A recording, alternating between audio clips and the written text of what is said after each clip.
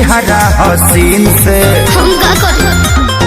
लागता कि लहिया जाए राजा जी के छील के लागता कि लहिया जाए राजा जी के छील के मारतिया लाइल एगो डाइल कोई दिन मारतिया लाइल एगो डाइल कोई दिन से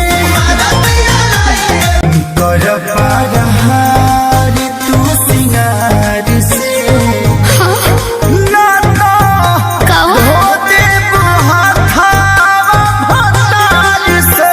हम का करी बताई एक्टिव रहा एक्टिव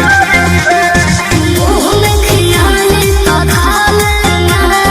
हमरा पर राजा मोहालेना कबो युद्ध नइखे होत लागे भारत के चीन से लागता कि लहिया जाए राजा जी के छील के लागता कि लहिया जाए राजा जी के छील के मारतिया लाइल एगो डाइल कोई दिन से मारतिया लाइल एगो डाइल कोई दिन से भगत के गात जो दिखई है हो तो देहने हसगरी से डूबल गए हो। अरे भगवान बचा ले भौजी बचा ले कुछ उपाय बताओ खेसारी तारा तारी जाके चीखो तारे